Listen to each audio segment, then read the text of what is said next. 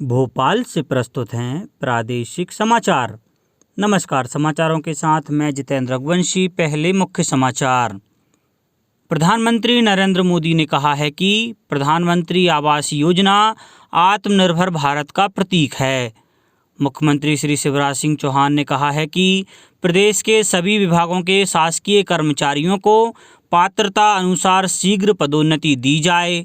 सूक्ष्म लघु मध्यम उद्यम तथा विज्ञान और प्रौद्योगिकी मंत्री श्री ओम प्रकाश सकलेचा ने कहा है कि जिन युवाओं को रोजगार मिला है वे अपने कौशल से स्वयं रोजगार देने वाले बने। और मुख्यमंत्री श्री शिवराज सिंह चौहान ने कहा है कि प्रदेश में लैंड टाइटलिंग प्रणाली के क्रियान्वयन के लिए कानून बनाया जाएगा। अब समाचार विस्तार से। प्रधानमंत्री नरेंद्र मोदी ने कहा है कि प्रधानमंत्री आवास योजना आत्मनिर्भर भारत का प्रतीक है। उन्होंने कहा कि देशवासियों के आत्मसम्मान और स्वयं के घर के बीच सीधा संबंध है। श्री मोदी ने कहा कि प्रधानमंत्री ग्रामीण आवास योजना लोगों को विश्वास दिलाती है कि उनका भी अपना घर हो सकता है और वे जीवन में किसी भी समस्या से निपट सकते हैं। श्री मोदी ने कहा कि इस योजना को 5 साल पहले शुरू किया गया था और इस छोटी सी अवधि में इस योजना ने देश के गरीब लोगों में यह विश्वास पैदा किया है कि उनका भी अपना घर हो सकता है। श्री मोदी ने कहा कि देश के गरीबों के लिए इस योजना के अंतर्गत 2 करोड़ से अधिक घर बनाए गए हैं। मुख्यमंत्री श्री शिवराज सिंह चौहान ने कहा है कि प्रदेश के सभी विभागों के शासकीय कर्मचारियों को पात्रता अनुसार शीघ्र पदोन्नति दी जाए। इसके लिए सामान्य प्रशासन विभाग बिना विलंब के नियमानुसार सर्वसम्मत हल निकालकर कार्रवाई करे। अब इस कार्य में और अधिक विलंब नहीं होना चाहिए। मुख्यमंत्री श्री चौहान ने कहा कि विभागीय कार्यों एवं योजनाओं की प्रगति के संबंध में अधिकारी यह ना लिखें कि निर्देश जारी किए गए, यह बताएं कि क्या कार्य हुआ है। केवल कनिष्ठ कार्यपालक को निर्देश जारी करना वरिष्ठ कार्यालय का दायित्व नहीं है, कार्य सुनिश्चित करना भी जरूरी है। मुख्यमंत्री श्री चौहान कल मंत्रालय में सामान्य प्रशासन विभाग के कार्यों की समीक्षा कर रहे थे। बैठक में सामान्य प्रशासन विभाग राज्य मंत्री श्री इंदर सिंह परमार, मुख्य सचिव श्री इकबाल सिंह बैंस, अपर मुख्य सचिव सामान्य प्रशासन श्री विनोद कुमार, प्रमुख सचिव श्री मनोज गोबिल, प्रमुख सचिव श्री मनोज रस्तोगी आदि उपस्थित थे।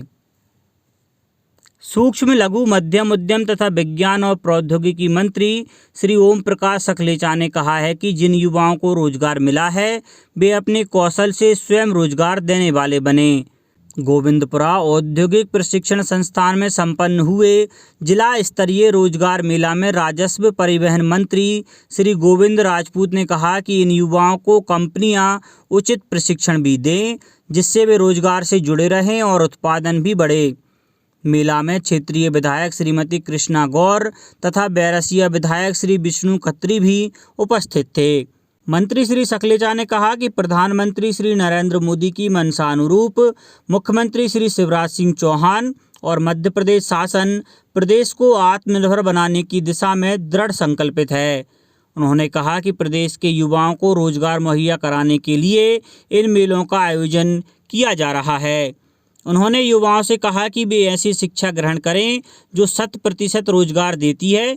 उन्होंने युवाओं का आह्वान किया कि वे उद्योगों की प्रगति में अपने संपूर्ण कौशल का उपयोग करें जिससे वे भी भविष्य में अपना उद्योग प्रारंभ कर सकें।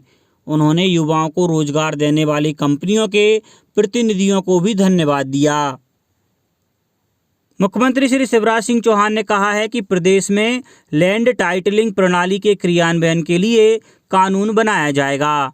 इसके माध्यम से मौका, नक्शा एवं खसरा में समानता होगी तथा विवाद रहित भूमि का भू स्वामित्व संबंधित भूस्वामी को प्रदान किया जा सकेगा। मुख्यमंत्री श्री चौहान ने कहा कि प्रदेश में व्यापक पैमाने पर राजस्व सुधार किए गए हैं जिनके फलस्वरूप नागरिकों को कई प्रकार की सुविधाएं उनके मोबाइल पर घर बैठे मिल रही हैं। नागरिकों को भू अभिलेखों की कहीं से भी प्रतिलिपि ऑनलाइन प्राप्त करने की सुविधा प्रदान की गई है। नागरिकों को MP भूलेख पोर्टल के माध्यम से भूमि संबंधी सेवाएं, RCMS पोर्टल के माध्यम से राजस्व न्यायालयों से संबंधित सेवाएं, सारा पोर्टल के माध्यम से गिरदावरी व अन्य सर्वे संबंधी सुविधाएं तथा किसान ऐप के माध्यम से ई उपार्जन, पंजीयन, फसल स्व घोषणा, गिरदावरी की जानकारी आदि सेवाएं प्राप्त हो रही हैं। भारत ने कल से कई देशों में कोविड टीकों की आपूर्ति आरंभ कर दी है। आने वाले दिनों में इन टीकों की लाखों खुराकों की आपूर्ति करने की भारत की योजना है। एक बयान में विदेश मंत्रालय ने बताया है कि सरकार को पड़ोसी देशों के साथ साथ कई महत्वपूर्ण सहयोगी देशों से टीकों की आपूर्ति के कई अनुरोध मिले हैं। इनके जवाब में भूटान, मालदीव, बांग्लादेश, नेपाल, म्यांमार और सेशल्स के लिए टीकों की आपूर्ति कल से शुरू की गई है। मंत्रालय ने यह भी कहा है कि श्रीलंका, अफगानिस्तान और मॉरिशस के मामले में भारत आवश्यक स्वीकृति मिलने का इंतजार कर रहा है। घरेलू आवश्यकताओं को ध्यान में रखते हुए भारत आने वाले समय में कोविड टीकों को अपने सहयोगी देशों को चरणबद्ध तरीके से उपलब्ध कराएगा। विदेशों में टीकों की आपूर्ति करते समय यह भी सुनिश्चित किया जाएगा कि घरेलू टीका निर्माताओं के पास देश की आवश्यकताओं को पूरा करने के लिए पर्याप्त टीके उपलब्ध रहें। नवीन एवं नवकरणीय ऊर्जा मंत्री श्री हरदीप सिंह डंग ने बताया है कि कोविड के दौरान अपने प्रदेशों को लौटे प्रवासी मजदूरों के लिए आरंभ किए गए प्रधानमंत्री गरीब कल्याण अभियान में मध्य प्रदेश सर्वाधिक सोलर पंप स्थापित कर देश में सर्वप्रथम है। जितने सोलर पंप पूरे देश में लगे हैं उससे कहीं अधिक अकेले मध्य प्रदेश में प्रवासी मजदूरों द्वारा स्थापित किए गए हैं।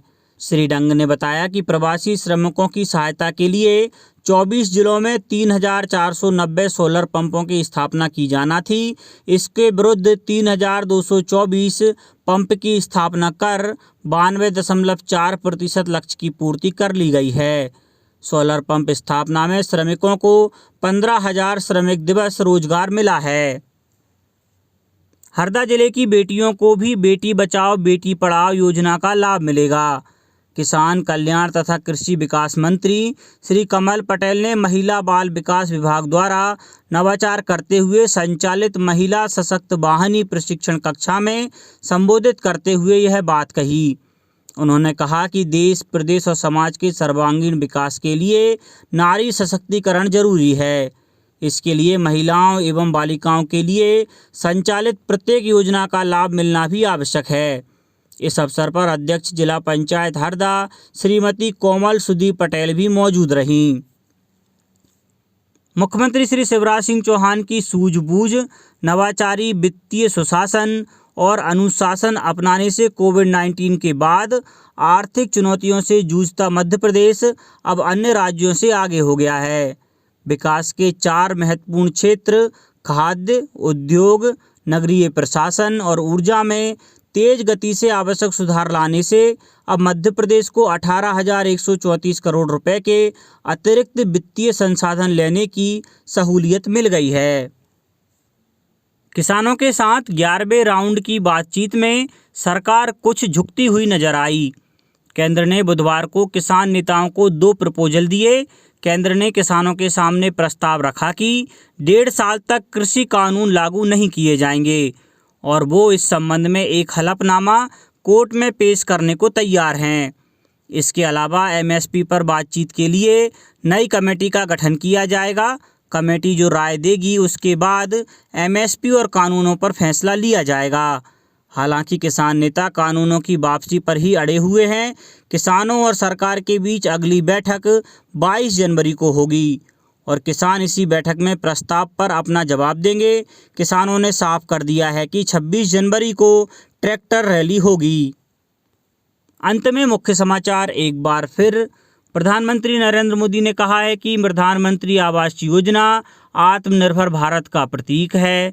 मुख्यमंत्री श्री शिवराज सिंह चौहान ने कहा है कि प्रदेश के सभी विभागों के शासकीय कर्मचारियों को पात्रता अनुसार शीघ्र पदोन्नति दी जाए। सूक्ष्म, लघु, मध्यम उद्यम तथा विज्ञान और प्रौद्योगिकी मंत्री श्री ओम प्रकाश सकलेचा ने कहा है कि जिन युवाओं को रोजगार मिला है वे अपने कौशल से स्वयं रोजगार देने वाले बने। और मुख्यमंत्री श्री शिवराज सिंह चौहान ने कहा है कि प्रदेश में लैंड टाइटलिंग प्रणाली के क्रियान्वयन के लिए कानून बनाया जाएगा। इस बुलेटिन में इतना ही। घर पर रहिए, सुरक्षित रहिए और सुनते रहिए प्रादेशिक समाचार।